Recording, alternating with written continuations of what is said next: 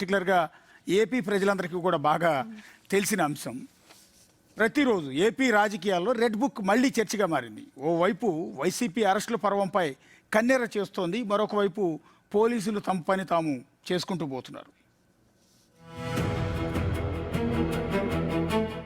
Guntur east మాజీ MLA ముస్తాఫాను గుజరాత్లో arrest చేశారు నూజివీడు పోలీసులు. పొగాకు వ్యాపారిని నిర్బంధించి బెదిరించారని ముస్తాఫా కుమారుడు బషీర్పై కేసు నమోదైంది. దర్యాప్తులో ముస్తాఫా పాత్ర కూడా ఉందని తేల్చారు పోలీసులు. అప్పటి నుంచి ఆయన అజ్ఞాతంలోకి వెళ్లారు. ఎట్టకేలకు ముస్తాఫాను గుజరాత్లో అదుపులోకి తీసుకున్నారు. ఇది లేటెస్ట్ అప్డేట్. ఇక రోడ్ యాక్సిడెంట్ కేసులో తన కుమారుడిని సేవ్ చేసేందుకు ఎవిడెన్స్ ను తారుమారు చేశారని అభియోగాలతో ఇటీవల మాజీ మంత్రి సీదిరి అప్పలరాజు అరెస్టు జరిగింది. టీడీపీ లీడర్ ఇంటిపై దాడి కేసులో ఆలూరు వైసీపీ ఎమ్మెల్యే విరూపాక్ష ఆయన కుమారుడు చంద్రమోహన్ ను అరెస్టు చేశారు. ఈ కేసుల్లో తండ్రి తనయుల ఇన్వాల్వ్మెంట్ ఒకటైతే SC ST atrocity section common గా ఉండటం మరో హైలైట్. అరెస్టుల పర్వంలో హిందూపురం మాజీ ఎంపీ గోరంట్ల మాధవ్ కూడా ఉన్నారు. ఇవన్నీ రీసెంట్ లో జరిగినవే. ఇక మాజీ మంత్రి జోగి రమేష్ ఆయన కుమారుడిపై లిక్కర్ సహా పలు కేసులు పరంపర కొనసాగుతుంది. అంతకన్నా ముందు అంబటి రాంబాబు, వల్లభనేని వంశీ అరెస్టులు సంచలనం రేపాయి. కర్మ రిటర్న్ అని టీడీపీ నేతలంటుంటే రెడ్ బుక్ రాజ్యాంగం అమలు చేస్తున్నారని వైసీపీ లీడర్లు మండిపడుతున్నారు. మొత్తానికి ఏపీ పాలిటిక్స్ లో అరెస్టుల జలక్ హాట్ టాపిక్ గా మారింది.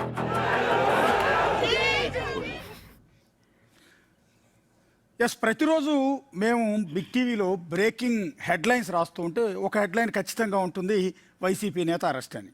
అది ఎమ్మెల్యే కావచ్చు, ప్రెసిడెంట్ ఉన్న ఎంపీ కావచ్చు, మాజీ ఎమ్మెల్యే కావచ్చు, మాజీ ఎంపీ కావచ్చు, మాజీ మంత్రి కావచ్చు. ప్రతిరోజు మేము హెడ్లైన్స్లో ఏదో ఒకటి బ్రేకింగ్, ఖచ్చితంగా వైసీపీ నేత అరెస్ట్ అని ఆంధ్రప్రదేశ్లో సంబంధించిన న్యూస్ హెడ్లైన్ కింద ఇవ్వాల్సిన పరిస్థితి వస్తుంది. ఎందుకు ఇదే ఆలోచించాల్సింది. రాష్ట్రం ఇప్పటికే అప్పుల్లో ఉంది, రాజధాని కూడా పూర్తి కాలేదు, పోలవరం ప్రాజెక్ట్ ఇంకా పూర్తి కాలేదు, అనేక రకాల సమస్యలతో ఉన్నారు. నెల వచ్చిందంటే ఉద్యోగులకు జీతాలు కూడా ఇవ్వలేని సిచ్యువేషన్ ఉంది, ఆర్థిక భారం ఉంది. ఇలాంటి పరిస్థితుల్లో పరిపాలన మీద కాకుండా ఎందుకు ప్రతిపక్ష నేతల్ని అరెస్టు చేయటం మీదే దృష్టి ఎందుకు పెడుతున్నారు? మాట్లాడితే రెడ్ బుక్ రాజ్యాంగం అనేది ప్రధానంగా వినిపిస్తూ ఉంటుంది ఏపీ వైపు నుంచి. సో త్వరలో మేము వైట్ బుక్ తెస్తాం, బ్లూ బుక్ తెస్తాం, రప్ప ఆడిస్తాం, ఒక్కొక్కటి గొంతు కోస్తాం, పగతీస్తామని వైసీపీ వైపు నుంచి కూడా ఈ సవాళ్ళు తొడగొట్టడాలు అటువైపు నుంచి కూడా వినిపిస్తున్నాం. ఇటు అధికార పక్షం చేస్తున్న తప్పులు అంటే అరెస్టుల పర్వం, ప్రతిపక్షం ఇస్తున్న వార్నింగ్లు, వీటన్నిటితో రాష్ట్ర అభివృద్ధి, రాష్ట్ర బ్రాండింగ్ అంతా పోతుంది. అల్టిమేట్గా ప్రజలు ఇబ్బంది పడుతున్నారు. ఏంటి మాకు ఈ కర్మ అంటూ ఉన్నారు. సో ఒక పొలిటికల్ రివెంజ్లో భాగంగా ఇంతకుముందు పనిచేసిన మంత్రులను కావచ్చు, ఎమ్మెల్యేలు కావచ్చు, ఎంపీలు కావచ్చు, వీళ్ళందరినీ అరెస్టులు చేసి లోపల జైల్లో పెట్టడం ద్వారా చివరికి ఏమైపోయిందంటే ఆ జైలుకి వెళ్ళి వచ్చిన ప్రతి ఒక్కళ్ళు హీరో అవుతున్నారు. వచ్చే ఎన్నికల్లో టికెట్ కన్ఫామ్ అనుకుంటున్నారు. అలవాటు పడిపోయారు. జైలు అధికారులతో కూడా మంచి సంబంధాలు మెరుగుపడిపోయాయి. జైలుకి వెళ్ళి రావటం అనేది ఇంతకుముందు పరువు తక్కువని, చాలా ఇబ్బందికరమైన అంశం అని, కష్టము కన్నీళ్లు ఉంటాయని అనుకునేవాళ్ళు. కానీ ఇప్పుడు సరదాగా హనీమూన్కి వెళ్ళొచ్చినట్టు వెళ్ళొచ్చేస్తున్నారు. జైలుకి కూడా అలవాటు పడిపోయారు. అలా అలవాటు పడేలా వాళ్ళ ఇమ్యూనిటీ పెంచింది కూడా మళ్ళీ అధికార కూటమి ప్రభుత్వమే. సో ఇది దీనివల్ల ఎవరికి ఉపయోగం అనేది ఇవాళ మనం డిస్కస్ చేయబోయే అంశం. ఫస్ట్ ఆఫ్ ఆల్ రోహిత్, ఇక్కడ కేవలం వైఎస్ఆర్సీపీ నేతల అరెస్టులు మాత్రమే జరుగుతున్నాయి ఏపీలో, చట్టం అందుకే పనిచేస్తుందంటే కాదు. ఎవరెవరైతే అరెస్ట్ అయ్యారో ఊరికే వెళ్ళి పోలీసులు వాళ్ళని తీసుకొచ్చిన అరెస్టులు కాదు. నిజానికి అరెస్ట్కి ఒక ప్రొసీజర్ ఉంటుంది. ఊరికే వెళ్ళి అరెస్ట్ చేసేస్తే న్యాయస్థానాలు ఊరుకుంటాయా? చట్టం ఊరుకుంటుందా? కోర్టులో ముట్టుకెళ్ళి వేయవా? ఒక కంప్లైంట్, ఆ తర్వాత ఎఫ్ఐఆర్, ఇన్వెస్టిగేషన్, ఆ తర్వాత అవసరాన్ని బట్టి అరెస్టులు, ఇవన్నీ ఉంటాయి. ఇప్పటివరకు ఏదైతే వైఎస్ఆర్సీపీ నేతల అరెస్టులు జరిగాయని చెప్తున్నారో దాని గురించి ప్రభుత్వం చెప్తున్నది కూడా ఒకటే, కంప్లైంట్ బేసిస్. ఇప్పుడు విరూపాక్షి ఉన్నారు. విరూపాక్షి అరెస్ట్ ఎందుకు జరిగింది? ఒక మహిళ కంప్లైంట్ ఇవ్వలేదా? ఊరికనే పోలీసులు రాత్రికి రాత్రి బ్రెయిన్ లేదో తోచిందని అరెస్ట్ చేస్తారా? కాదే. ఎవ్రీ అరెస్ట్ కూడా ఒక కంప్లైంట్ని బేస్ చేసుకునే జరుగుతాయి. ఆ కంప్లైంట్ ఎవరు ఇచ్చారు? ఒక సామాన్యులు ఇచ్చిన కంప్లైంటే కదా. లేదు సోషల్ మీడియాలో కొన్ని అనవసరమైనటువంటి వార్తలు లేదు రెచ్చగొట్టే వార్తలు చేసినప్పుడు అరెస్టులు జరగవా? ఇది వైసీపీ హయాంలోనూ జరిగింది, టీడీపీ హయాంలోనూ జరుగుతుంది, యూపీఏ హయాంలోనూ జరిగింది, ఎన్డీఏ హయాంలోనూ జరుగుతుంది. ఇప్పుడు చంద్రబాబు నాయుడు కూడా ఇంతకుముందు చెప్పారు, టీడీపీ నేతల్ని గతంలో 591 కేసులు పెట్టారు. జనసేనపై 24 కేసులు, బీజేపీపై 16 కేసులు, కాంగ్రెస్పై 12 కేసులు ఉన్నాయి. అరెస్ట్ లేకుండా 162 జరిగాయి. చంద్రబాబు అరెస్ట్ అయ్యారు, అచ్చెన్నాయుడు అరెస్ట్ అయ్యారు, లోకేష్పై కేసులు ఉన్నాయి. లోకేష్పై కూడా ఎస్సీ ఎస్టీ అట్రాసిటీ కేసులు పెట్టారు. నారాయణపై కేసులు ఉన్నాయి. పవన్ కళ్యాణ్ పైన ఇప్పడం వెళ్ళేటప్పుడు కేసులు ఉన్నాయి. RRR పైన కేసులు ఉన్నాయి. కేవలం ఇది టీడీపీ మాత్రమే చేసింది, ఇది మాత్రమే కూటమి మాత్రమే చేసింది అంటానికే లేదు. అండ్ ఎవ్రీ అరెస్ట్ ఒకవేళ ఊరికనే వెళ్ళి అరెస్ట్ చేస్తే న్యాయస్థానాలు చూస్తూ ఊరుకుంటాయా? కేవలం ఇది పొలిటికల్ ఆరోపణ మాత్రమే. ఎస్ సార్, ఏ ప్రభుత్వాలైనా కక్ష సాధింపులు చేస్తున్నాయంటే కాదని అనుకోవచ్చేమో. ఎందుకంటే ఆ ప్రభుత్వానికి ఆ రాష్ట్రాన్ని నడిపించేటువంటి ఇది కావాలి కదా. అక్కడ ఏదైనా శాంతి భద్రతల విఘాతం కలుగుతుందంటే తప్పకుండా అది యాక్షన్ తీసుకోవాల్సిందే, ఎందుకంటే అది రాష్ట్రానికి మంచిది కాదు. దాంట్లో భాగంగానే ఇక్కడ కొన్ని అరెస్టులు జరుగుతున్నాయి. దాన్ని పొలిటికల్ యాంగిల్లో చూసి ఒక పార్టీ కావాలని చెప్పి రివెంజ్ పాలిటిక్స్ చేస్తుందంటే కాదనుకోవచ్చు ఇప్పుడున్నటువంటి సిచ్యువేషన్లో. ఎందుకంటే కూటమి ప్రభుత్వం అధికారంలోకి వచ్చిన తర్వాత ఎట్లాగా ప్రతిపక్ష పార్టీ అంటే వైఎస్ఆర్సీపీ అసెంబ్లీకి రాదు కాబట్టి ఎవరికి ఎన్ని కేసులు ఉన్నాయంటే దాదాపుగా అసెంబ్లీలో ఉన్నటువంటి ప్రతి ఒక్కరు కూడా చేతులెత్తారు, ఆఖరి సీఎం చంద్రబాబు నాయుడుతో సహా. ఎవరెవరికి ఎన్ని కేసులు ఉన్నా అసలు కేసులు లేకుండా ఎవరు లేరు. అంత స్థాయిలో గతంలో వైఎస్ఆర్సీపీ అధికారంలో ఉన్నప్పుడు ప్రతి ఒక్కరి మీద యాక్షన్ తీసుకొని కేసులు పెట్టి జైల్లో పెట్టినటువంటి దాఖలాలు.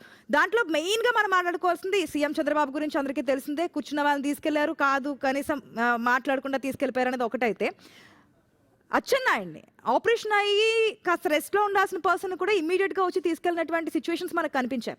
అప్పుడు ఉన్నాయి, ఇప్పుడు ఉన్నాయి. కానీ ఏంటంటే అప్పుడు జరిగినటువంటి వాటికి ఇప్పుడు రియాక్షన్ అంటే కాదని చెప్పొచ్చేమో. ఎందుకంటే శాంతి భద్రత విఘాతం కలడం, ఒకసారి ఒకటి చెప్పిన తర్వాత ప్రభుత్వం ఈ వేళ వెళ్ళొద్దంటే అదే వేళ వెళ్తామని చెప్పడము, లేదంటే పోలీసుల మీద దురుసుగా ప్రవర్తించడము, లేడీస్ మీద అసభ్యంగా మాట్లాడడము, లేదంటే సోషల్ మీడియాలో విచ్చలవిడిగా ఏదైనా కామెంట్స్ చేయడము, వీటికి సంబంధించి అనేక రీజన్స్ ఉన్నాయి. ఎవరి మీద ఈజీగా యాక్షన్ తీసుకొని కేసులు పెట్టి జైల్లో పెట్టినటువంటి దాఖలాలు అయితే కనిపించట్లేదు ఎట్ ప్రెజెంట్. ఎస్, ఈరోజు ఏపీలో ఖచ్చితంగా అధికారులను వాడుకొని పొలిటికల్ వెండిట్టా చేస్తున్నారా అంటే అవుననే సమాధానం ఖచ్చితంగా వినిపిస్తోంది. ఎవ్రీడే బ్రేకింగ్ న్యూస్ అవే చూస్తున్నాము. ఏదో ఒక వైసీపీ నేతను అరెస్ట్ చేయడము, వాళ్ళ మీద ఏదో కేసు పెట్టడం మనం చూస్తూనే ఉన్నాం. అయితే ఎమ్మెల్యేగా ప్రమాణ స్వీకారం చేస్తున్నప్పుడు నేను ఎలాంటి రాగద్వేషాలకు లోనవ్వకుండా రాజ్యాంగానికి కట్టుబడి అందరికీ న్యాయం చేస్తాను అంటూ కూడా ఒక ప్రామిస్ చేస్తారు నేతలు. మరి ఈ ప్రామిస్ని ఇటు కొంతమంది నేతలు గెలవక ముందరే ఆ ప్రామిస్ని తుంగలో తొక్కిన వైనం మనం చూస్తున్నాము. రెడ్ బుక్ రాజ్యాంగం అంటూ కూడా మాట్లాడారు. ఎవరైనా మాట్లాడొచ్చు. ఆ తర్వాత ఎటువంటి పరిణామాలు చోటు చేసుకుంటున్నాయో చూస్తే నిజంగానే అటువంటి రాజ్యాంగం ఏపీలో అమలవుతుందా అన్న సందేహాలు వస్తున్నాయి. ఈరోజు ఏపీలో పోలీసుల ఫ్యాంటసీస్ మనం ఒకసారి చూస్తే పోలీసులు 41A నోటీసులు ఇవ్వాల్సిన కేసెస్లో 41A నోటీసులు అక్కడ ఇవ్వరట. డైరెక్ట్గా వేరే స్టేట్కి వచ్చి అక్కడున్న వాళ్ళని ఎత్తుకెళ్ళిపోతారు. కనీసం అక్కడున్న పోలీసులకు సమాచారం అందించరు. ఆ తర్వాత ఫార్జరీ కేసులు, అటెంప్ట్ టు మర్డర్ కేసులు, SC/ST కేసులు, మల్టిపుల్ FIR స్ట్రాటజీ. ఈ forgery, attempt to murder, SC/ST కేసులు ఎక్కడ పెడతారు? ఎక్కడైతే గొడవలు జరుగుతాయో అక్కడ యాక్సిడెంట్లు జరిగిన దానిలో కూడా ఇటు అటెంప్ట్ టు మర్డర్ కేసెస్ పెడితే ఇటు కోర్టు ముట్టికాయలు కొట్టిన సందర్భాలు కూడా రీసెంట్గా చూసాం మనము. With that multiple FIR strategy. ఇదేంటంటే కోర్టు అక్కడ వాళ్ళకి బెయిల్ మంజూరు చేస్తే ఇమీడియట్గా ఇంకో పోలీస్ స్టేషన్లో FIR నమోదు చేసేస్తారు. అక్కడ కూడా బెయిల్ వస్తే మళ్ళీ ఇమీడియట్గా ఇంకొక పోలీస్ స్టేషన్లో FIR నమోదు చేసేస్తారు. ఈ స్ట్రాటజీస్ అన్నీ కూడా ఇటు పోలీసులు అక్కడ అవలంబిస్తున్నారు. అంటే ఇటువంటి ఫ్యాంటసీస్ ఉన్నాయి. వీటన్నిటితో పాటు ఇంకో ఫ్యాంటసీ కూడా ఇక్కడ పోలీసులకు కనిపిస్తోంది. మరి పొలిటికల్ ప్రెషర్ కారణంగానే అని చెప్పడానికి ఇవన్నీ రీజన్స్. ఇక్కడ చూస్తే సీసీ కెమెరాస్ను తిప్పేయడం, లేకపోతే సీసీ ఫుటేజ్ను మాయం చేయడం, ఇది మళ్ళీ అధికారులకు ఇంకో ఫ్యాంటసీగా మారిపోయింది. మరి వీటన్నిటికీ ఆన్సర్ నిజంగా ఇటు వైసీపీ చెప్తున్నట్టు రెడ్ బుక్ పాలన అక్కడ కొనసాగుతుందా అనే సందేహాలు ఖచ్చితంగా అక్కడ ప్రజల్లో వస్తున్నాయి. చాలా మంది నమ్ముతున్నారు కూడా. ఎస్, అంటే ఏపీలో రెడ్ బుక్ రాజ్యాంగం అనేది నడుస్తుంది అని వైఎస్ఆర్ కాంగ్రెస్ పార్టీ ఏదైతే ఆరోపణలు చేస్తుందో గ్రౌండ్ లెవెల్లో చూస్తుంటే ఆ ఆరోపణలు నిజమేమో అనిపిస్తుంది. ఎందుకంటే అసలు రెడ్ బుక్ అనేది ఎక్కడి నుంచి వచ్చింది? రెడ్ బుక్ అసలు ఇంట్రొడ్యూస్ చేసింది ఫస్ట్ నారా లోకేష్ ఎన్నికల ప్రచార సభలలో. అప్పుడు ప్రతిపక్షంగా టీడీపీ ఉన్నప్పుడు యువగళం పాదయాత్ర చేసినప్పుడు అప్పుడు మా పైన ఎవరైతే వేధింపులు పాల్పడుతున్నారో, మా నాయకుల్ని ఎవరైతే ఇబ్బంది పెడుతున్నారో ఆ రాజకీయ నాయకుల్ని, తర్వాత ఆ పోలీస్ ఆఫీసర్ల పేర్లన్నీ నేను రాసుకుంటున్నాను అని ప్రతి సభలో చెప్పారు ఆయన. ప్రతి సభలో చెప్పిన తర్వాత అధికారంలోకి వచ్చిన తర్వాత సరే అంటే ఒక మోతాదుకు మించి మాట్లాడడం అనేది కరెక్ట్ కాదని నేను కూడా చెప్తాను. కానీ కనీస ఒక వాక్ స్వాతంత్ర హక్కు ఉంటుంది, కొంత విమర్శ చేసే హక్కు ఎవరికైనా ఉంటుంది. అటువంటి వాళ్ళపైన కూడా కావాలని గతంలో ఉన్నటువంటి రాజకీయ కక్ష డెఫినెట్గా ఇక్కడ రిఫ్లెక్ట్ అవుతుంది అనేది మాత్రం కొన్ని సందర్భాల్లో కనిపిస్తుంది. సో ఏ రకంగా చూసినా కూడా రాజకీయ కక్ష సాధింపులు అయితే మంచిగా ఏ ప్రభుత్వానికి, ప్రజలు కూడా అటువంటి వాటిని హర్షించరు. ఎస్ సార్, ఈ సందర్భంగా నేను ఒక పాయింట్ చెప్పాలనుకుంటున్నాను. మీరు చెప్పిన దానికి టీడీపీ నేతలకి ఏ మాత్రం విశ్వాసం ఉన్నా జగన్మోహన్ రెడ్డి ఫోటోకి ప్రతిరోజు పాలాభిషేకం చేయాలి. ఎందుకంటే ఈరోజు కూటమికి 164 సీట్లు తెచ్చిపెట్టింది జగన్మోహన్ రెడ్డి. అందరూ ఏమనుకుంటారంటే చంద్రబాబు నాయుడు కష్టం, లోకేష్ కష్టం, పవన్ కళ్యాణ్ క్రేజు, బీజేపీ నాయకుల కష్టం, చెమట అనుకుంటారు. కానీ కాదు, మీ నెత్తిన పాలు పోసి మిమ్మల్ని గెలిపించి 123 సీట్ల నుంచి 164 సీట్లకి తీసుకొచ్చింది జగన్మోహన్ రెడ్డి. ఈ విషయం మనం ఎందుకు ఆలోచించాం? మిమ్మల్ని గెలిపించింది అతను. అందుకే ఏమాత్రం విశ్వాసం ఉన్నా జగన్మోహన్ రెడ్డి ఫోటోకి పాలాభిషేకం చేయాలంటున్నా. ఎందుకంటున్నా అంటే దీనిలో లోతైన అంశం ఉంది. నేనేమంటానంటే, ఇందాక రోహిత్ అన్నాడు జగన్మోహన్ రెడ్డి హయాంలో 19 నుంచి 24 మధ్యలో బీభత్సంగా అరెస్టులు జరిగాయి, బీభత్సాలు జరిగాయి, వాళ్ళు చేస్తే వీళ్ళు చేయకూడదా అన్న క్వశ్చన్ ఏదో. వాళ్ళు చేస్తే వీళ్ళు చేయకూడదు కదా, అరెస్ట్ ఎక్కడైనా జరిగాయి, అప్పుడు కూడా జరిగాయి. ఏ అరెస్ట్లకైనా ఒక కంప్లైంట్, ఒక విచారణ, ఒక ఎవిడెన్స్ ఇవన్నీ ఉంటాయి. నువ్వు వాళ్ళు అలా చేశారు కాబట్టే వాళ్ళు వైఎస్ జగన్ సీఎంగా ఉన్నప్పుడు 5 ఏళ్ల పాటు డ్రైవర్ని చంపి డోర్ డెలివరీ చేసిన సందర్భాలు ఉన్నాయి. అసెంబ్లీలో ఒక ముఖ్యమంత్రి, మాజీ ముఖ్యమంత్రి భార్యను ఉద్దేశించి అత్యంత నీచంగా ఎమ్మెల్యేలు మాట్లాడే సందర్భాలు ఉన్నాయి. కిడ్నాపులు చేసిన సందర్భాలు ఉన్నాయి. ఇంకా మాస్క్ అడిగినందుకు ఒక డాక్టర్ని నానా వేధింపుల గురించి గురి చేసి చంపిన సందర్భాలు ఉన్నాయి. ఇట్లా చెప్పుకుంటూ పోతే చాలా అరాచకాలు ఉన్నాయి. ఆ అరాచకాలను కంట్రోల్ చేయటంతో జగన్మోహన్ రెడ్డి ఫెయిల్ అయ్యాడు కాబట్టే ఆ రోజు వైఎస్ఆర్ కాంగ్రెస్ పార్టీని ఓడించి 124 సీట్లతో రికార్డు స్థాయిలో, దేశంలో కూడా ఇంత రికార్డు ఉండదేమో, అంత రికార్డు స్థాయిలో వాళ్ళని 11 సీట్లకు పరిమితం చేసి నేను గెలిపించారు. గెలిపించినందుకు నువ్వేం చేయాలి? నువ్వు చేసిన ప్రామిస్ ఏంటి? మేము వస్తే అలాంటి పరిపాలన ఉండదు, మేము డ్రైవర్లను చంపి డోర్ డెలివరీ చెయ్యం అని కదా నువ్వు ప్రామిస్ చేసింది. మేము అసెంబ్లీలో మాజీ ముఖ్యమంత్రుల భార్యలను మేము తిట్టం అని కదా నువ్వు అధికారంలోకి వచ్చింది. అంతేకాకుండా ఇంకొక పాయింట్ కూడా, జగన్మోహన్ రెడ్డి పాలాభిషేకం చేయాలని ఎందుకన్నానంటే, ఎన్నికలకు 6 నెలల ముందు ఎవరైనా మాజీ సీఎంని, అప్పటి ప్రతిపక్ష నేతని అరెస్ట్ చేసి జైల్లో పెడతారా? ఆ సింపతి క్రియేట్ అవుతుందన్న ఆలోచన కూడా వాళ్ళకి లేదు కదా. సో అందుకని నేనేమంటున్నానంటే, చంద్రబాబు నాయుడిని జైల్లో పెట్టినా ఆ సింపతి క్రియేట్ అయింది, 124 సీట్లు వచ్చాయి కాబట్టి జగన్మోహన్ రెడ్డి ఫోటోకి పాలాభిషేకం చేయాలంటే ఏమాత్రం విశ్వాసం ఉన్నా కూడా అలాంటి చేశారు కాబట్టి వాళ్ళు ఓడిపోయారు. ఆ అరాచకాలను తట్టుకోలేక విసిగిపోయి వేసారిపోయి నిన్ను గెలిపించారు కదా. నేను గెలిచినాక కూడా నేను రివెంజ్ తీసుకుంటాను, రెడ్ బుక్ అమలు చేస్తాను, వాళ్ళందరూ అలాగే. రెడ్ బుక్ అనేది ఒక్క నిమిషం రాజేష్, నేను ఆన్సర్ చెప్పాలి దీనికి. నేను ఆన్సర్ చెప్తాను. రెడ్ బుక్ అనేది కేవలం పొలిటికల్ స్లోగన్ మాత్రమే. ఇదేదో చట్టసభలో అక్రమ మార్గంలో తీసుకొచ్చిన చట్టం అయితే కాదు.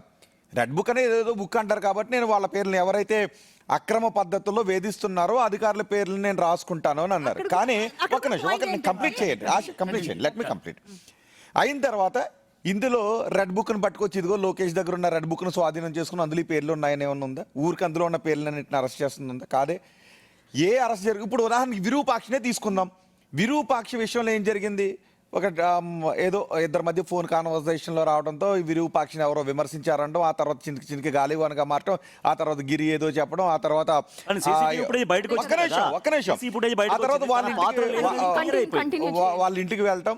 సో ఈ దాడి ఒక మహిళ కంప్లైంట్ చేసింది. ఒక మహిళ కంప్లైంట్ చేసిన తర్వాత పోలీసులు ఏం చేయాలా? ఒక్క నిమిషం సర్తాజ్, ఒక మహిళ నాపై దాడి జరిగింది అని పోలీస్ కంప్లైంట్ వచ్చిన తర్వాత ఇమ్మీడియట్గా ఏం చేయాలా? వాళ్ళని అదుపులోకి తీసుకుంటారు. మహిళ ఇచ్చినటువంటి బేస్ చేసుకుని ఎఫ్ఐఆర్ వేస్తారు. ఎఫ్ఐఆర్లో సెక్షన్స్ వేస్తారు. ఆ సెక్షన్లో 7 సంవత్సరాలకు లోపు వస్తాయా, 7 సంవత్సరాలు దాటి వస్తాయో చూస్తారు.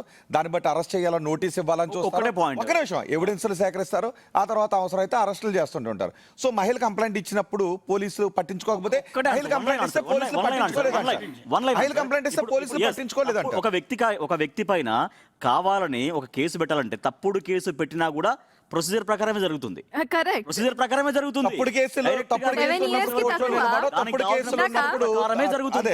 తప్పుడు కేసులు ఉన్నప్పుడు ఒక సిస్టమ్ చూస్తూ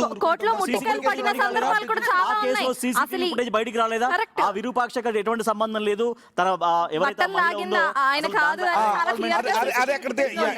ఇప్పుడు నేను చెప్పేది అదే. ఒక కేసు పెట్టిన తర్వాత ఒక కంప్లైంట్ బేస్ చేసుకున్న తర్వాత ఎఫ్ఐఆర్ వేస్తారు ఇమీడియట్ గా. అందులో ఉన్న సెక్షన్స్ బట్టి వేసిన తర్వాత వాళ్ళు ఎంక్వైరీ చేసుకుని కేసుల తీవ్రతను బట్టి. అరెస్ట్ అనేది శిక్ష కాదు. ఒక్క నిమిషం, అరెస్ట్ అనేది శిక్ష కాదు. నిజానికి ఆ వ్యక్తి పారిపోకుండా ఉండటం కోసం డిటైన్ చేసి కోర్టులో ప్రొడ్యూస్ చేసి ఒక బెయిల్ తీసుకుని వెళ్తారు. ఆ తర్వాత ఆధారాలు సేకరిస్తారు. ఫస్ట్ అరెస్ట్ ఆధారాలు సేకరించే సందర్భం ఉండదు. ఒక మహిళ కేసులో అర్ధరాత్రి తీసుకెళ్లొచ్చా? అర్ధరాత్రి 2 అరెస్టులు జరగలేదు. అదే రేవంత్ రెడ్డి అర్ధరాత్రి అరెస్టులు చిన్నది ఒకటి క్లారిటీ ఇస్తాను. ఓకే, కూటమి ప్రభుత్వం అధికారంలోకి వచ్చిన ఈ 2 ఏళ్లలో ఒక్క వైసీపీ కార్యకర్తలే తప్పులు చేస్తున్నారా ఇందులో? అంటే అరెస్ట్ అయిన వాళ్ళు వైసీపీ కార్యకర్తలేనా? ఇంకెవరు అరెస్టులు కాలేదు? అరెస్ట్ అయిన వాళ్ళందరూ వైసీపీ వాళ్ళు. అదే ప్రాబ్లం. నో, నీకు అరెస్ట్ అయిన వాళ్ళు వైసీపీ వాళ్ళు కాదు. వైసీపీ అడుగుతున్నది అరెస్ట్ అయిన వైసీపీ నాయకుల కోసం వైసీపీకి 40% అరెస్ట్ అయిన వైసీపీ నాయకుల కోసం వైసీపీ అడుగుతోంది. 46 వచ్చింది. అరెస్ట్ అయిన వైసీపీ నాయకుల కోసం అరెస్ట్ అయింది. ఒకసారి మన డేటా వేసుకున్నా అరెస్ట్ అయిన ఒక్కొక్కరిని తీసుకొచ్చిన ఏ పార్టీకి బాబు, ఏ పార్టీ గతంలో ఓటేసావు అంటే కూటమి కోటేసినాడు ఉంటాడు, జనసేన కోటేసినాడు, బీజేపీ కోటేసినాడు, టీడీపీ కోటేసినాడు, ఈరోజు, వైఎస్ఆర్సీపీ కోటేసినాడు. అదే కానీ నేనేమంటానంటే- వైఎస్ఆర్సీపీ అడుగుతున్నది But you're talking from 5 arrest అయిన minutes. Let us ప్రభుత్వం also talk. వైఎస్ఆర్సీపీ No, అడుగుతోంది. 5 minutes నుండి మాట్లాడుతున్నారు. Let us also talk. So CCTV footage లో చాలా క్లియర్ గా విరూపాక్షికి సంబంధించి అసలు ఎటువంటి హస్తం లేదనేది క్లియర్ కట్ గా కనిపిస్తోంది. ఆవిడకి సంబంధించిన బట్టలు, ఆ వెధవ ఎవడైతే బట్టలు లాగేశాడో క్లియర్ గా వాడెవడో కనిపిస్తుంది. మరి వాడి మీద యాక్షన్ తీసుకోకుండా విరూపాక్షి అక్కడికి వెళ్ళాడా లేదా? విరూపాక్షి అనే ఎమ్మెల్యే అక్కడికి వెళ్ళారా లేదా? అంటే ఒక ఒక్క నిమిషం, no, no, no. విరూపాక్షి ఒక్క నిమిషం. దానికి సంబంధించి వాళ్ళ సైడ్ పార్టీలు కూడా వినాలి Exactly. కదా. ఒక్క ఇప్పుడు నిమిషం. సీసీటీవీ ఫుటేజ్ లో బట్టలు చింపేసిన ఆ వెధవని ఇంకా ఎందుకు అరెస్ట్ చేయలేదు? correct. ఆయన మీద ఎందుకు ఇంకా కేసులు పెట్టలేదు? వైసీపీకి ఎప్పుడు సంబంధించిన వస్తుంది? వాళ్ళు ఎట్లా ఎవరు చెప్తారు? వైసీపీకి సంబంధించిన Complaint. విరూపాక్షియే ఎవరు? వెళ్ళి మహిళ అది బాబోయ్ complaint చేసింది కదా? అదే చెప్తా Rohit, let me complete. So వైసీపీకి సంబంధించిన విరూపాక్షి వెళ్ళి అక్కడ పోలీస్ స్టేషన్ లో ఫిర్యాదు చేశాడు. ఇదిగో మా తమ్ముడు చేయి కూడా ఇట్లా విరక్కొట్టేసారు, అక్కడ ఇంత పెద్ద గొడవ జరుగుతుంది అంటే పోలీసులు ఎవరు కూడా రెస్పాండ్ అవ్వలేదు. ఆ తర్వాత టీడీపీ స్టూడెంట్ ఇచ్చిన కంప్లైంట్ ని మాత్రమే బేస్ చేసుకొని విరూపాక్షిని అరెస్ట్ చేశారు. ఇది అక్కడ అదే కానీ చెప్పాను కదా. అక్రమంగా ఇప్పటికీ కూడా బట్టలు చింపేసిన ఆ వెధవను ఎందుకు అరెస్ట్ చేయలేదు? ఎక్కడ జరిగింది? ఇది చెప్పండి, దీనికి ఆన్సర్ చెప్పండి. బాధితుల ప్లేస్ లోనేనా ఇది జరిగింది? బాధితులు ప్లేస్ లోనేనా ఇది జరిగింది? ఒక వాళ్ళ దగ్గరికి ఎందుకు వెళ్ళినట్టు వెళ్ళు? దానికి వాళ్ళ దగ్గరికి వెళ్ళడం తప్పు కదా? ఒక్క నిమిషం. ఫుటేజ్ సమాధానం ఏంటి? రాజేష్, ఫుటేజ్ ఏంటి ఆన్సర్? ఒకే కేస్ స్టడీ. వాటికి ఆన్సర్స్ ఉండవు. Please Rohit, okay case study కాదు. ఒకే కేసు కాదు. ఒక్క విరూపాక్ష అరెస్ట్ గురించి కాదు డిస్కషన్ ఇక్కడ. నేను అడుగుతున్న పాయింట్ ఏంటంటే ఈ 2 ఏళ్లలో కొన్ని వందల మంది మాజీ మంత్రులు కావచ్చు, ఎమ్మెల్యేలు కావచ్చు, ఎంపీలు కావచ్చు, వైసీపీ వాళ్ళు మాత్రమే అరెస్ట్ అయ్యారు. 46% ఓటు బ్యాంక్ ఉన్న వైసీపీ వాళ్ళని ఇంతమందిని అరెస్ట్ చేసినప్పుడు ఆల్మోస్ట్ 56%, 46 తీసేస్తే 54% ఉన్న టీడీపీ, జనసేన, బీజేపీ అనుకోండి, వీళ్ళందరూ ఎవ్వరూ తప్పు చేయలేదా? నాకు తెలిసినంత వరకు టీడీపీకి సంబంధించిన ఒకే ఒక అరెస్ట్ జరిగింది. అదేంటో చెప్పనా? ఎవరో ఒక అతను వైఎస్ భారతీరెడ్డిని ఉద్దేశించి అత్యంత నీచంగా దుర్మార్గంగా Action మాట్లాడితే తీసుకున్నారు. అతను ఒక్కడిని మాత్రమే అరెస్ట్ చేశారు. టీడీపీ కార్యకర్త అరెస్టు. ఎన్ని రోజులు జైల్లో ఉన్నాడు, ఎప్పుడు బెయిల్ ఇచ్చాడో కూడా తెలియదు నిజానికి. Yes. నాకు తెలిసినంత వరకు మనం బ్రేకింగ్ చేసి నేను ఓవరాల్గా చెప్తున్నాను, టీడీపీకి అగైనెస్ట్ కాదు, వైసీపీకి అగైనెస్ట్ కాదు. కానీ అల్టిమేట్ బాటమ్ లైన్ నేను యాజ్ ఏ రిపోర్టర్గా, జర్నలిస్ట్గా బిగ్ టీవీలో హెడ్లైన్స్ చదివిన వాటిల్లో ఈ 2 ఏళ్లలో వైసీపీ కార్యకర్త అరెస్టు, వైసీపీ నేత arrest, YCP MLA arrest, YCP మాజీ మంత్రి అరెస్టు అని చదివాను తప్ప టీడీపీ నేత అరెస్టు, జనసేన నేత అరెస్టు అనేది నేను చదివిన సందర్భాలు చాలా తక్కువ. ఈవెన్ ఇంకొకటి, ఒక జనసేన పార్టీకి సంబంధించిన ఎమ్మెల్యే, రైల్వే కోడూరు ఎమ్మెల్యే నన్ను పాడు చేశాడు, నన్ను రేప్ చేశాడు, నన్ను వాడుకున్నాడు, వేధించాడని ఒక ఆవిడ వచ్చి నడి రోడ్డు మీద కూర్చుని ధర్నా చేస్తే ఇంతవరకు అతని మీద కేసు పెట్టింది లేదు, అతన్ని సస్పెండ్ చేసింది లేదు. Correct. అదే జనా- లేడీ నడి రోడ్డు ఆ మీద- కేసులో ఆ కేసులో అదే- చాలా అదే లేడీ- వాళ్ళిద్దరి మధ్య అదే లేడీ- Exactly. అదే లేడీ నడి రోడ్డు మీద కూర్చుని- ఆ కేసుని రెగ్యులర్ కేసుల్లో చూడటానికి అవకాశం లేదు అని కొంతమంది అభిప్రాయపడ్డారు. చట్టం అంటే ఆ పెళ్లి మహిళ చేసుకుంటా- ఆమె పెళ్లి ఎన్ని వీడియోలు చేసుకుంటాను, చేసింది సహజీవనం తెలుసా? ఆ మహిళ చేస్తున్నారు బయటకు ఆయన. వచ్చి ఎన్ని సెల్ఫీ వీడియోలు చేసింది, నాకు Correct. అన్యాయం జరుగుతుంది, వాళ్ళిద్దరి మధ్య- రోడ్డు మీద టీడీపీ నేత ఆవిడని కొట్టిన సందర్భం కూడా ఉంది. మరి దానికి సంబంధించి ఎవరిని కొట్టిన సందర్భం? ఈవెన్నే లేడీని కొట్టారు కానీ జనసేన కొట్టారు. కార్యకర్త. అతను కూడా జనసేన కార్యకర్త. వాళ్ళు మరి కూడా వాళ్ళకి జనసేన సంబంధించి కాదు ఇప్పుడు వైసీపీ నేతలను మాత్రమే అరెస్ట్ చేస్తున్నారు, టీడీపీకి సంబంధించిన నేతలను ఎవరైనా అరెస్ట్ చేయలేదు అంటున్నారు. ఎవరైనా సరే అధికారి ఇక్కడ ఉన్నారు, ఎగ్జాంపుల్ ఏ స్టేట్ లో చూసుకున్నా ఆ స్టేట్ లో అధికార పార్టీకి సంబంధించి ఎస్ మా నేతలు అరెస్ట్ చేస్తున్నది ఎక్కడ కనిపించదు. గతంలో చూసుకున్నా అదే కనిపిస్తుంది, ఇప్పుడు చూసుకున్నా అదే కనిపిస్తుంది. మనం 1-2 ఎగ్జాంపుల్స్ తీసుకుని ఇది మాత్రం అంటే ఇక్కడ కూడా జరిగింది. ఏదైతే మనకి విరూపాక్ష సంబంధించి కూడా అసలు ఎందుకు వెళ్ళారు ఎమ్మెల్యే అక్కడికి, ఆ ఫోన్ కాల్ జరిగినటువంటి ఇద్దరి మధ్య అసలు ఈయన సంబంధమే లేదు, ఈయన వెళ్ళి అక్కడ ఎంకరేజ్ చేయాల్సిన అవసరం ఏందని కూడా ఒక పాయింట్. ఇంకోటి, ఇప్పటి వరకు చాలా వరకు మనం చూసాం సిద్దిరాపల్రాజు ఎందుకు మాట్లాడరు, సిద్దిరాపల్రాజు కేసు సంబంధించి అరెస్ట్ చేయడం తప్పంటారా? అండ్ నెక్స్ట్ వల్లభనేని వంశీ, ఎలమంచి నాగార్జున యాదవ్, శ్రీకాంత్ రెడ్డి, రమేష్ రెడ్డి, అంబటి రాంబాబు, పేర్ని నాని, జోగి రమేష్, ఏ అరెస్ట్ తప్పంటారు? దేనికి సంబంధించి ఎవిడెన్స్ లేవంటారు? ప్రతి దానికి విత్ ఎవిడెన్స్. ఇంకోటి కూడా చెప్తాను, ఎందుకు గత ప్రభుత్వం చేసిన దానికి ప్రజలు అదే ఆశ అంటే ప్రతిదానికి కక్ష సాధింపు చేయాలంటే ప్లీజ్ గతంలో ఏదైతే వైఎస్ఆర్సీపీ చెప్పిన దానికి ఈసారి కూటమి ప్రభుత్వం అధికారంలోకి వచ్చిన తర్వాత ఎందుకు యాక్షన్ తీసుకోవట్లేదని చెప్పి అనేక సార్లు అనేక మంది ప్రజలతో మాట్లాడుతున్నప్పుడు వాళ్ళు చెప్పింది ఒకటి, మేము అది ఇబ్బంది పడుతున్నాము, ఇంతవరకు వైఎస్ఆర్సీపీ ఏదైతే ఇబ్బందులు పెట్టిందో ఎందుకు మీరు రివెంజ్ తీసుకోవట్లేదు, లేదు ఎందుకంటే ఎందుకు కేసులు పెట్టట్లేదని చెప్పి అడిగిన దానికి, లేదు ఇప్పటి వరకు అటువంటి పరిస్థితి వద్దు, ప్రజలు దాన్ని యాక్సెప్ట్ చేయట్లేదు కాబట్టి మనం దానికి దూరంగా ఉండాలన్నారు. కాబట్టి ప్రతి విషయంలోనే ఈ విధంగా చేసి వాళ్ళు మోసాలు చేసి లేదంటే కనుక కబ్జాలు చేసి మద్యం కేసు సంబంధించి ఈ విధంగా అన్ని చేస్తున్నప్పుడు ఊరుకోవాలా? సంబంధించి టీడీపీ నేతలు ఎవరు అరెస్ట్ కాలేదు అంటే అది కూడా తప్పు. మనకి ఇక్కడ కూడా డేటా టీడీపీ నేతలు అరెస్ట్ అయిన సందర్భాలు ఉన్నాయి. దర్శపల్లి జయచంద్రారెడ్డి అరెస్ట్ అయ్యాడు, ఇక్కడ ములకం చెరువు నకిలీ మద్యం తయారీ కేసులో అరెస్ట్ అయ్యాడు. అలాగే కోటకోట అమ్మినాయుడు వైఎస్ఆర్సీపీ కార్యకర్త హత్య కేసులో టీడీపీ నాయకుడిని అరెస్ట్ చేశారు. కిరణ్ కుమార్ భారతిరెడ్డిపై వ్యాఖ్యలు చేసిన వ్యక్తి కిరణ్ కుమార్ని అరెస్ట్ చేశారు. అలాగే టీడీపీ నాయకుడితో పాటు మరో 8 మంది పైన కేసులు నమోదు చేశారు. గుంటూరు నగరపాలనలో కృష్ణబాబు కాలనీలో మల్లెల వెంకటరమణమూర్తి సంబంధించిన కేసులో ఈ కేసులో టీడీపీ నాయకులు కూడా అరెస్ట్ చేశారు. అరెస్ట్ చేశారంటే అది మీడియా ఎస్టాబ్లిష్ అయింది. ఆ క్లియర్ గా ఒక లేడీని రెడ్ రోడ్డు మీద తీసుకొచ్చి చీరలాగారన్న ఇది జరిగింది కాబట్టి పరువు పోతుందన్న ఉద్దేశంతో అరెస్ట్ చేశారు తప్ప అవసరమైతే అతను రోహిత్ చెప్పిన చాలా కేసెస్ వరకు మీడియా జయచంద్రారెడ్డిని అరెస్ట్ చేయలేదు మాస్టర్. నేను ఇప్పుడు కూడా చెప్తున్నా, ఆయన పారిపోయి చక్కగా వేరే దేశంలో దాక్కుని యాంటిసిపేటరీ బెయిల్ వచ్చినాక కేసు అంతా నీరు గారిపోయినాక ఆ కేసులో జోగి రమేష్ నీరుకిచ్చి అరెస్ట్ చేసిన తర్వాత ఇంకొంతమంది లాగిన తర్వాత కేవలం టీడీపీ నేతల పైన టీడీపీ నేతల పైన అరెస్టులు జరగట్లేదు. ఏ నేతని ఒక్క నిమిషం, ఏ నేత అరెస్ట్ కి అర్హుడై ఉండి ఆ నేత అరెస్ట్ చేయబడలేదో చెప్పండి. అలానా వ్యక్తి అరెస్ట్ వైసీపీకి సంబంధించిన నేతల్ని అరెస్ట్ అనర్హుడైన వాళ్ళని ఎవరు అరెస్ట్ చేశారో చెప్పండి. రోహిత్ చెప్పిన లిస్ట్ ఏదైతే ఉందో వాటిలో చాలా వరకు మీడియా అట్రాక్షన్, జనాల్లో ఒక నెగిటివిటీ వ్యతిరేకత వస్తుందన్న భయం తర్వాత అరెస్టులు చేశారు. అయితే తప్పులు ఎవరైతే చేశారో అరెస్టులు చేయకూడదా, వాళ్ళకి సంబంధించిన ఆధారాలు ఉన్నప్పుడు అరెస్టులు చేయకూడదా అంటే ఒక నిమిషం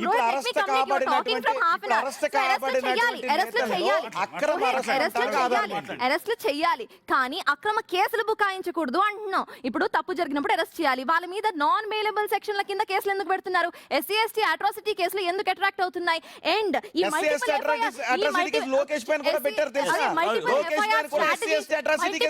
స్ట్రాటజీస్ బెయిల్ రాకూడదని చెప్పి ఇక్కడ పోలీస్ స్టేషన్ మళ్ళీ అక్కడ పోలీస్ స్టేషన్ మళ్ళీ అక్కడ పోలీస్ స్టేషన్ ఇంకొకటి అటెంప్ట్ టు మర్డర్ కేసులో యాక్సిడెంట్ జరిగితే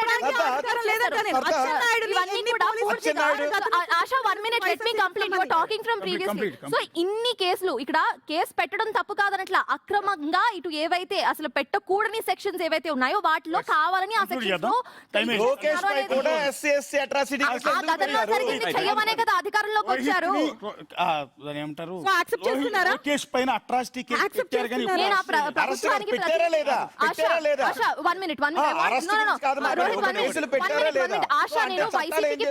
కాదు నేను యాక్సెప్ట్ చేయడానికి. So I'm telling you, and గత ప్రభుత్వంలో అదే చెప్తున్నా వైసీపీకి ప్రతినిధిని కాదు. And Rohit Rajesh 1 minute. So వైసీపీకి ప్రతినిధి గాను ఆ టైంలో యాక్సెప్ట్ చేస్తానన్న దానికి ఆన్సర్ చేయడానికి విత్ దాట్ గతంలో జరిగిన తప్పులు మళ్ళీ రిపీట్ చేయము, అటువంటి రాజ్యాంగబద్ధ తప్పులు చేయము అని వచ్చింది టీడీపీ ప్రభుత్వం. సో మళ్ళీ అదే నిజానికి అప్పుడు జరిగిన కేసులు అక్రమ కేసులు అని నేను అనడం లేదు. ఇప్పుడు జరుగుతున్నవన్నీ పొలిటికల్ వెండెట్టాతో జరుగుతున్నవని అనట్లేదు. అప్పుడు వైసీపీ హయాంలో నమోదైన కేసులు, అప్పుడుకున్న ఫిర్యాదులు, అప్పుడుకున్న ఎవిడెన్సులు, అప్పుడుకున్న ఇన్వెస్టిగేషన్ దొరికిన ఆధారంగా కేసు నమోదు చేశారు. ఇప్పుడు కూడా కూటమి ఆధారాలు, కంప్లైంట్, ఇన్వెస్టిగేషన్ ఆధారంగానే కేసులు నమోదు చేస్తారు. ఎడిటోరియల్ పార్ట్లో భాగంగా ఎడిటర్స్ అంతా కూడా మాట్లాడింది ఏంటంటే ఇక్కడ టీడీపీని బ్లేమ్ చేసే ఉద్దేశమో వైసీపీని బ్లేమ్ చేసే ఉద్దేశమో కాదు. వాళ్ళు అలా తప్పులు చేశారు కాబట్టి మిమ్మల్ని గెలిపించారు. మీరు కూడా అవే తప్పులు చేస్తే రేపొద్దున మళ్ళీ వాళ్ళని గెలిపిస్తారు. ఇప్పుడు వాళ్ళని 151 సీట్ల నుంచి 11 సీట్లకు తీసుకొచ్చిన జనమే ఇప్పుడు ప్రస్తుతం మీరు చేస్తున్నవన్నీ కూడా గమనిస్తున్నారు. రేపు మిమ్మల్ని 164 సీట్ల నుంచి అదే 11 సీట్లకు ఎందుకు తీసుకెళ్ళకూడదు అనేది ఇక్కడ ప్రశ్న. సో అల్టిమేట్గా మీరు పరిపాలన మీద దృష్టి పెట్టండి. వీటి వల్ల ఓట్లు పడవు, ప్రజలు యాక్సెప్ట్ చేయరు. పరిపాలన మీద దృష్టి పెట్టండి. ఇంకా ఆంధ్రప్రదేశ్ ఎంతో డెవలప్ అవ్వాలి. పక్క రాష్ట్రం తెలంగాణ ఉంది. ఇక్కడ గతంలో రేవంత్ రెడ్డి అపోజిషన్ లీడర్ కాబట్టి అర్ధరాత్రి ఇంట్లోంచి ఈడ్చుకొచ్చి తీసుకెళ్లి పోలీస్ స్టేషన్లో పడేసిన సందర్భాలు, అరెస్ట్ చేసిన సందర్భాలు ఉన్నాయి. కూతురు పెళ్లికి కూడా అలౌ చేయని సందర్భాలు ఉన్నాయి. అలాగని రేవంత్ రెడ్డి సీఎం అయిన తర్వాత వాళ్ళు ఎవరిని మిడ్ నైట్ వెళ్ళి వాళ్ళని ఈడ్చుకొచ్చి అరెస్ట్ చేసిన సందర్భాలు చేయట్లేదే. ఎందుకంటే వాళ్ళు ఒక స్ట్రాటజిక్గా వెళ్తున్నారు. ఒక కమిటీలు వేస్తున్నారు, ఎంక్వైరీలు వేస్తున్నారు, కాళేశ్వరం మీద కావచ్చు, ఫార్ములా ఈ కారు కావచ్చు, ఇంకో ఇష్యూ మీద కావచ్చు, కమిటీలు వేస్తున్నారు. అవన్నీ ఇచ్చిన రిపోర్ట్ ఆధారంగా అరెస్టులు చేస్తారు తర్వాత. చట్టపరంగా వెళ్తున్నారు. కానీ ఇక్కడ అంత దుర్మార్గంగా, అంత దారుణంగా ఒక పొలిటికల్ వెండెత్తాతో వరుసని రోజులు అరెస్టులు ఉండవు. ఎందుకంటే వీళ్ళు పరిపాలన మీద ఎక్కువ దృష్టి పెడుతున్నారు. ఆంధ్రప్రదేశ్లో టీడీపీ అయినా, వైసీపీ అయినా, జనసేన అయినా, బీజేపీ అయినా పరిపాలన మీద దృష్టి పెట్టండి దయచేసి అని రిక్వెస్టే మా మీడియేటర్స్లో మేమందరం కూడా చేసేది. పొలిటికల్ రివెంజా, కర్మ రిటర్న్స్ అనేది ఇక్కడ అసలైన క్వశ్చన్గా మనకి కనిపిస్తుంది. ఇది